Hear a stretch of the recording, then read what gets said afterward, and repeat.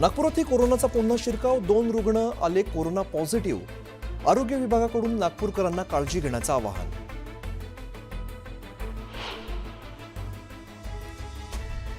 दिंडोरीत बिबट्याच्या हल्ल्यात 5 वर्षीय चिमुकलीचा मृत्यू, संतप्त नागरिकांनी वन विभागाच्या कार्यालयाबाहेर केलं धरणे आंदोलन।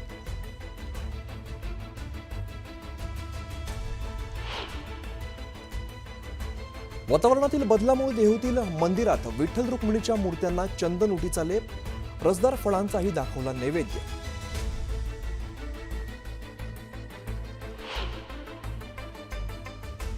गोपीनाथ मुंडेंच्या स्मृतिदिनानिमित्ताने गोपीनाथ गडावर मुंडेंच्या आठवणींना उजाळा, राजकीय कारकिर्दीच्या छायाचित्रांचे लावले बॅनर्स। नाशकात कोयता गँगचा धुमाकूळ सुरूच, हातात कोयता घेत वाहनांची तोडफोड तर नागरिकांवरती हल्ला करत दहशत माजवण्याचा प्रयत्न।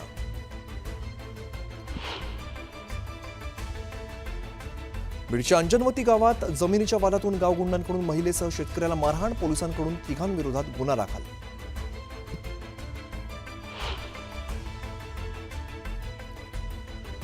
मनमाड मालेगावसह नाशिक जिल्ह्यातील 24 धरणात उरलं फक्त 28% जलसाठा। ग्रामीण भागातील तब्बल 525 गावात 135 टँकर्सद्वारे पाणी पुरवठा सुरू। वर्ध्यात पावसाच्या विश्रांतीमुळे शेतकऱ्यांची चिंता वाढली, पेरणी करायची की नाही या द्विधा मनस्थितीत सापडला बळीराजा।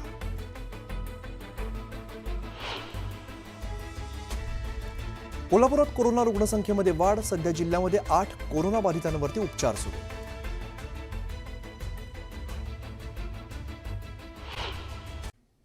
भिवंडीच्या पडगा इथल्या एटीएसच्या छापेमारीत धक्कादायक खुलासा समोर आलाय। नाचन परिवाराने स्लीपर सेल तयार केलेला आहे अशी माहिती समोर आली, तर देशविरोधी कारवाईसाठी स्लीपर सेल तयार करण्यात आले होते। बीडमधील संतोष देशमुख हत्या प्रकरणाची पुढील सुनावणी 17 जून रोजी होणार आहे। आज झालेल्या सुनावणीत वाल्मिक कराडच्या वकिलाने केलेल्या डिस्चार्ज ऍप्लिकेशनला सरकारी पक्षाचे वकील उज्ज्वल निकम यांनी विरोध केला आहे। सांगलीतील आदित्य हॉस्पिटलची वंचित बहुजन आघाडीच्या कार्यकर्त्यांनी तोडफोड केली आहे। कामगार योजनेच्या लाभार्थ्यांकडून अतिरिक्त पैसे घेतल्याचा आरोप करत तोडफोड करण्यात आली। या प्रकरणी 15 ते 20 कार्यकर्त्यांना ताब्यात घेतले। भारताचं सुरक्षा कवच आणखीन मजबूत होणार आहे। रशिया 2026 पर्यंत सर्व S-400 एअर डिफेन्स सिस्टीम देणार आहे। राज्य मंत्रिमंडळाच्या बैठकीत महत्त्वाचा निर्णय घेण्यात आलाय। कुर्ल्यातील मदर डेअरीची 8.5 हेक्टर जागा धारावी पुनर्विकास प्रकल्पाला दिली जाणार आहे। मुख्यमंत्री देवेंद्र फडणवीस यांच्या नेतृत्वात सरकार सत्तेत येऊन 5 महिने लोटले, मात्र अजून सुद्धा मंत्रिमंडळात समावेश केलेल्या राज्यमंत्र्यांना कॅबिनेट मंत्र्यांकडून अद्याप अधिकाराचं वाटप झालेलं नाहीये। त्यामुळे राज्यमंत्र्यांनी मुख्यमंत्र्यांना कॅबिनेट मंत्र्यांची तक्रार करणारं पत्र 2 वेळा पाठवलेलं होतं। धनंजय मुंडेंविरोधात भ्रष्टाचाराची तक्रार केल्याप्रकरणी अंजली दमानिया जबाब नोंदवणार आहेत। त्यामुळे आता पुन्हा माजी मंत्री धनंजय मुंडेंच्या अडचणीत वाढ होणार का असा सवाल निर्माण झाला।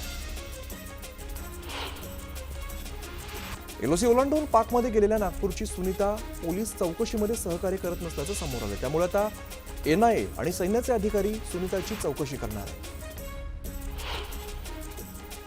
परदेशी शिक्षण शिष्यवृत्ती संदर्भात राज्य सरकारच्या जाहिरातीचा चेहरा ठरलेला चंद्रपूरचा विद्यार्थी रोहित दिवसे याला सरकारने शिष्यवृत्ती नाकारली आहे। बर्मिंगहम विद्यापीठात उच्च शिक्षणासाठी रोहितला शिष्यवृत्ती देण्यात आली होती, दरम्यान तांत्रिक कारण देत सरकारने शिष्यवृत्ती नाकारली। जगातील सर्वात उंच चिनाब रेल्वे पुलाच्या उद्घाटनाची तारीख अखेर ठरलेली आहे। 6 जूनला पंतप्रधान नरेंद्र मोदींच्या हस्ते चिनाब पुलाचं उद्घाटन होणार आहे। लोणावळ्यात पुन्हा एकदा मनसे आणि परप्रांतीय यांच्यात वादाची ठिणगी पडली आहे। परप्रांतीय सुपरवायझर स्थानिक मराठी कामगारांना त्रास देत असल्याची तक्रार मनसे कार्यकर्त्यांना प्राप्त होताच त्यांनी परप्रांतीयाला मनसे स्टाईलने धडा शिकवलाय।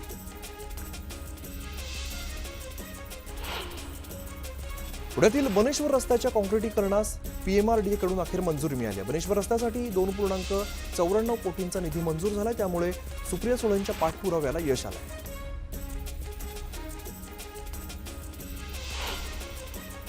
सोलापूरच्या विठ्ठल सहकारी साखर कारखान्यात 347 कोटी 67 लाखांचा भ्रष्टाचार झाल्याचा आरोप कारखान्यातील सेवानिवृत्त कामगार आणि व्यापाऱ्यांनी केलाय। यासाठी मागील 8 दिवसांपासून उपोषण सुरू आहे। पावसाळ्यात आपत्तीजन्य परिस्थिती निर्माण झाल्यास काय करावं याबाबत कणकवलीत आपत्ती व्यवस्थापनाची रंगीत तालीम घेण्यात आली। गणपती साना इथे गड नदी पात्रामध्ये प्रात्यक्षिक दाखवण्यात आलं। श्री विठ्ठल रुक्मिणी मंदिरात पुरातत्व विभागाच्या मार्गदर्शनाखाली जतन आणि संवर्धनाचं काम सुरू आहे. मंदिर जतन संवर्धन कामामुळे दर्शन रांगेत आवश्यकतेनुसार वेळोवेळी बदल करण्यात येतो आणि त्यामुळे भाविकांना दर्शन रांगेत अडथळा निर्माण होतोय. परंतु कालपासून पश्चिम द्वार हे दर्शनासाठी खुलं करण्यात आलंय. रानडुकराचा पाठलाग करताना बिबट्या विहिरीत पडला. जळगावच्या अंतुर्ली इकडं लोठार शिवारात ही सही घटना घडलेली आहे. दरम्यान नागरिकांच्या मदतीने वन विभागाच्या अधिकाऱ्यांनी बिबट्याला विहिरीतून बाहेर काढलं. जळगावच्या चोपड्यात भर रस्त्यात एक महिलेची प्रसूती झाली होती. या प्रकरणी चौकशी समिती नेमण्यात आली होती. या अहवालात चौकशी समितीने कर्जाने उपकेंद्रातील आरोग्य सेविका आणि वैजापूर प्राथमिक आरोग्य केंद्रातील रुग्णवाहिका चालकाला दोषी ठरवलंय. बकरीदच्या पार्श्वभूमीवरती नागपूरमध्ये पोलीस आयुक्तांनी शांतता बैठक घेतली. नागरिकांनी शांतपणे सण साजरा करण्याचं आवाहन या बैठकीच्या माध्यमातून करण्यात आलं.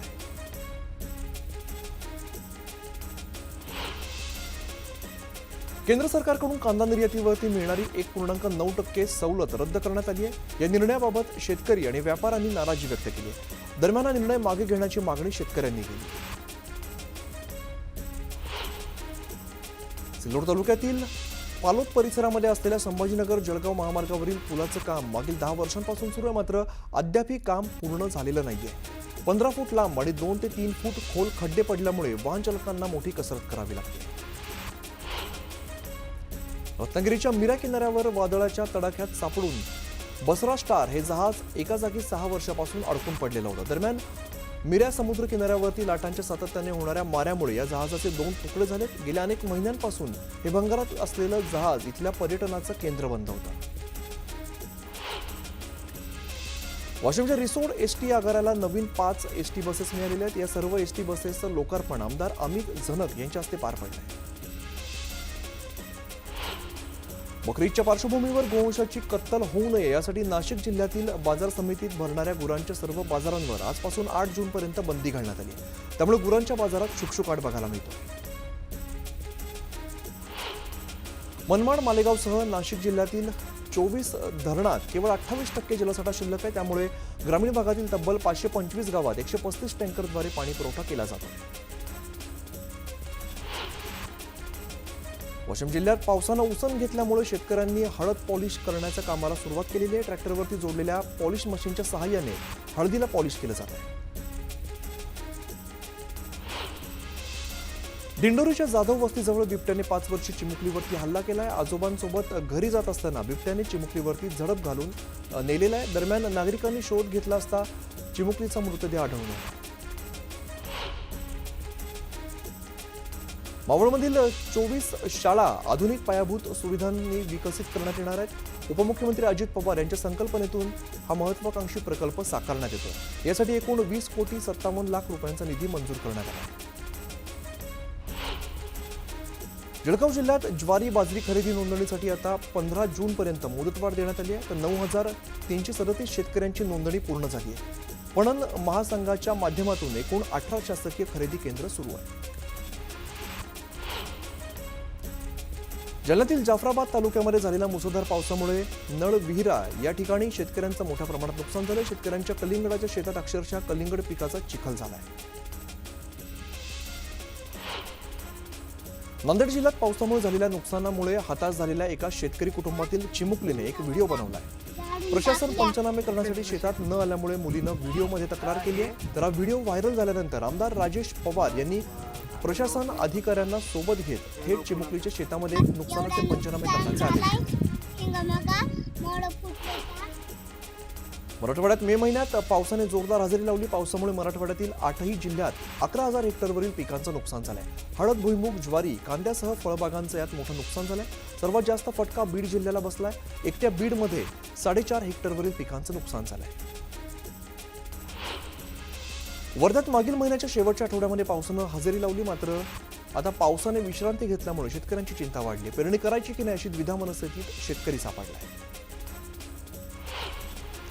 जळगाव जिल्ह्यात मे महिन्यात झालेल्या जोरदार पावसाने आता थोडी उसंत घेतली आहे. मात्र उद्या आणि परवा वादळी वाऱ्यासह पावसाचा अंदाज वर्तवण्यात आलाय.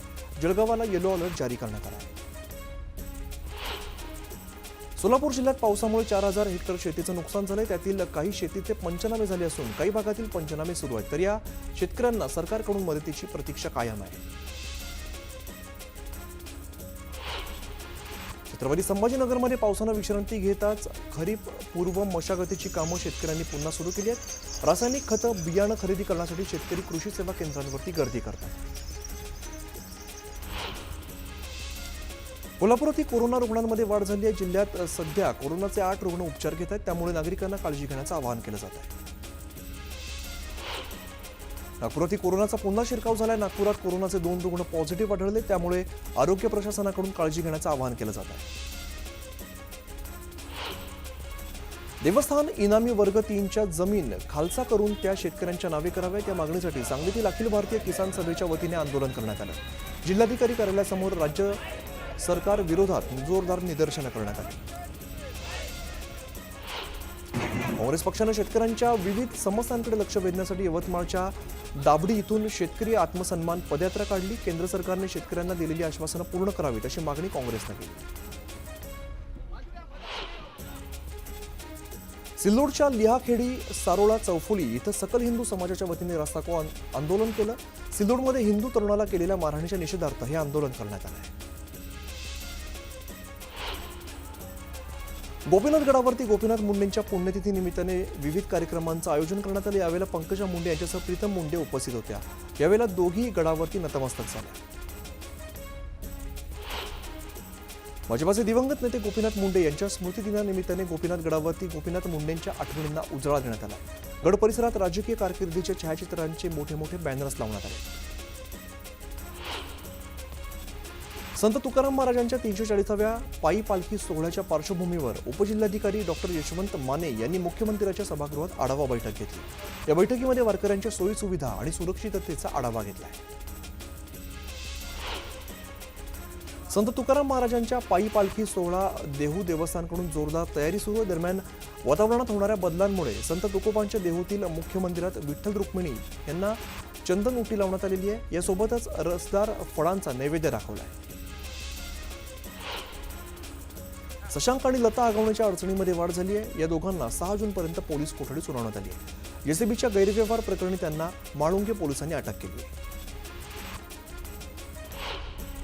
वैष्णवी आगवणे हुंडाबळी प्रकरणी राजेंद्र सुशील आगवणेच्या न्यायालयीन कोठडीमध्ये 14 दिवसांची वाढ करण्यात आली आहे. तर निलेश चव्हाण याच्या पोलीस कोठडीमध्ये 4 दिवसांची वाढ केली आहे. वैष्णवी आगवणे आत्महत्या प्रकरणात नवा ट्विस्ट आलाय. वैष्णवीने गळफास घेतलेला पंखा 71 किलो वजन पेलू शकतो का असा सवाल आता उपस्थित करण्यात आलाय. त्यामुळे वैष्णवीने गळफास घेण्यासाठी वापरलेली साडी आणि पंखा फॉरेन्सिक तपासणीसाठी पाठवण्यात आले. मवियाच्या महिला नेत्यांनी राज्यपालांची भेट घेतली. महिला आयोगाकडून न्याय मिळत नसल्यामुळे तक्रार करत पूर्णवेळ काम करणाऱ्या महिलेची नियुक्ती महिला आयोगाच्या अध्यक्षपदी व्हावी अशी मागणी मवियाच्या महिला नेत्यांनी केली आहे.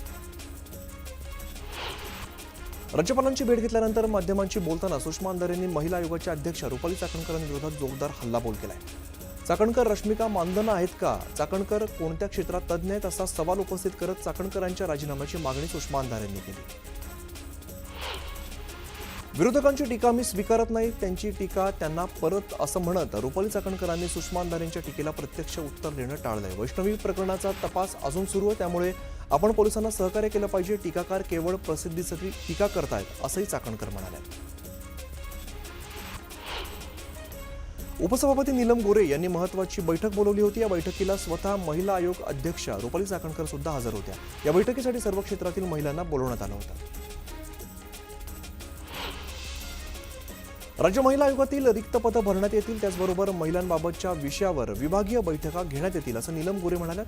तर विरोधी पक्षांनी महिला अत्याचाराविरोधी काम करावं, काहींना आरोपांचं भांडवल करायचंय त्याकडे आम्ही लक्ष देत नाही असं देखील गोरे म्हणाल्या. मे महिन्यात झालेल्या पावसामुळे शेतकऱ्यांचं मोठं नुकसान झाले, मात्र शेतकऱ्यांना अद्याप नुकसान भरपाई मिळालेली नाहीये. अर्थ खात्याच्या चाव्या अजित पवारांकडे तरी सुद्धा त्यांनी कृषी क्षेत्राला प्रोत्साहन दिलं नाही. हीच अडचण कृषी मंत्री कोकाटेंनी बोलून दाखवली. अशा शब्दात राजू शेट्टींनी कोकाटेंसह अजित पवारांना टोला लगावलाय. पुण्याच्या नारायणगाव इथल्या शेतकरी मेळाव्यातून शेतकऱ्यांनी शेती आणि शेती उत्पादनाबाबत व्यथा मांडल्यात. यावरून केंद्रीय कृषी मंत्री शिवराज सिंग चौहान यांनी राज्याच्या कृषी विभागाच्या कारभारावरती प्रश्नचिन्ह उपस्थित केलंय.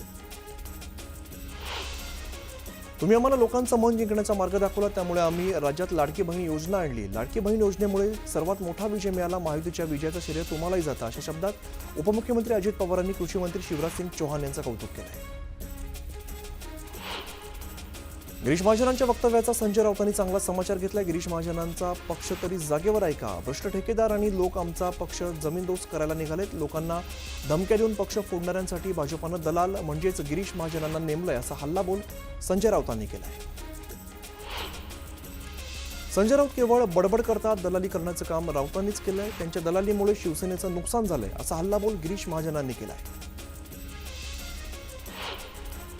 काँग्रेस नेते यशोमती ठाकूर यांनी नीलम गोरेंवरती निशाणा साधलाय. आम्ही महिलांची भरपूर कामं करतो असं गोरे सांगतात, मात्र त्या केवळ स्वतःचं भलं करतात, अशी टीका ठाकूर यांनी केली. शिवसेना उभाटाचे नेते सुधाकर बडगुजर यांनी राऊतांच्या नाशिक दौऱ्यानंतर नाराजी व्यक्त केली. संघटनात्मक बांधणी करताना विश्वासात घेतलं जात नसल्यामुळे नाराजी असल्याची कबुली बडगुजर यांनी दिली.